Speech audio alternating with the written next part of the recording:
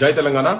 నిన్న premiere show release అయినటువంటి ఆంధ్రప్రదేశ్ ఉప ముఖ్యమంత్రి పవన్ కళ్యాణ్ నటించినటువంటి హరిహర వీరమల్లు సినిమా గురించి మాట్లాడదలుచుకున్నా. ఒక్కసారి మీరు ప్రజలందరికీ గుర్తుకున్నది, పుష్ప సినిమా రిలీజ్ అయినప్పుడు ఆర్టీసీ క్రాస్ రోడ్ సంధ్యా థియేటర్ దగ్గర రేవతి అని ఒక మహిళ చనిపోయింది. ఆమె కొడుకు ఇప్పటికీ ఇంకా హాస్పిటల్నే ఉన్నాడు, చావు బతుకులల్లా, బతుకులలో కూడా తెలియదు. ఆ సమయంలో అసెంబ్లీలో ముఖ్యమంత్రి చాలా ఎమోషనల్ గా ఒక 15 నిమిషాలు ఉపన్యాసం దంచి వినండి.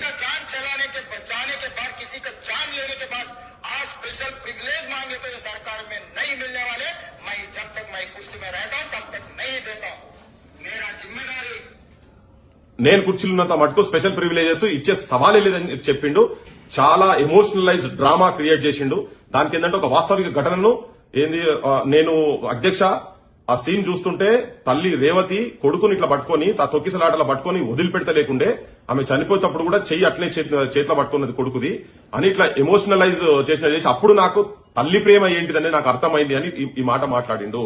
మాట్లాడేప్పుడు అంతే ఆవేశంగా చెప్పి ఈ సినిమా వాళ్ళు 10 రోజుల తర్వాత కూడా ఒక్కరు కూడా కనీసం హాస్పిటల్కి వచ్చి చూడలేదు అని చెప్పి మాట్లాడుకుంటూ ఇంకొక నేషనల్ ఛానల్, ఇది తెలంగాణ ఆంధ్రప్రదేశ్ ప్రజలతో పాటు నేషనల్ ఛానల్ ఒక మాట మాట్లాడి ఒకసారి నేను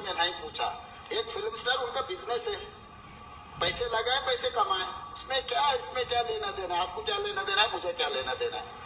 పైసలు వాళ్ళు కేవలం పైసలు, సినిమా స్టార్లు పైసలు సంపాదించుకుంటానికి అని చెప్పి చాలా క్లియర్ గా చెప్పినావు. అది కూడా వాస్తవమే అనుకుందాం. ఎస్, వాస్తవమే అది.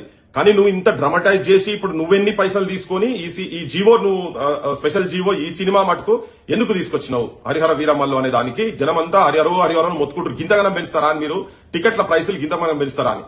నువ్వు నేను అనుకుంటున్నా కేవలం ఏదో ఈ సినిమా గురించి కాదు, అక్కడ ఆ రాష్ట్ర ఉప ముఖ్యమంత్రి కాబట్టి నీ వాళ్ళకు, నీ కుటుంబ సభ్యులకు అక్కడ కూడా దందాలు ఉన్నాయి కాబట్టి అక్కడ పైసల గురించి కావచ్చు, నీ బిజినెస్ లావాదేవీలు, అక్కడ బ్లాక్ మెయిల్, ఇప్పుడు ఇక్కడికి వచ్చిన తర్వాత ఇక్కడ లావాదేవీల గురించే నువ్వు చేస్తున్నావు అనేది చాలా స్పష్టంగా తెలిసిపోయింది. అంటే నేను ఎప్పుడు చెప్తుంటా, శవాల మీద రాజకీయ నాయకులు ప్యాలాలు ఏరుకుంటారు అంటే ఇదే కావు, ఇటువంటి నేను చెప్పేది.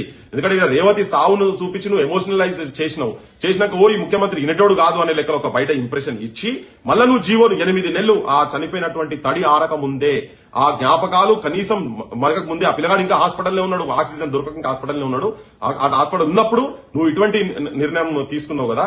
ఇది తెలంగాణ ప్రజలకు మొత్తం నేను విజ్ఞప్తి చేస్తుందంటే, ఈ ముఖ్యమంత్రి పెద్ద డ్రామా కోరు ముఖ్యమంత్రి. ఈయనకు యాక్చువల్ గా మొన్న జరిగిన గదర్ అవార్డ్స్ దాంట్లో ఈయనకు ఒక అవార్డు వస్తే బాగుండు, ఆస్కార్ పర్ఫార్మెన్స్ ఉన్నది.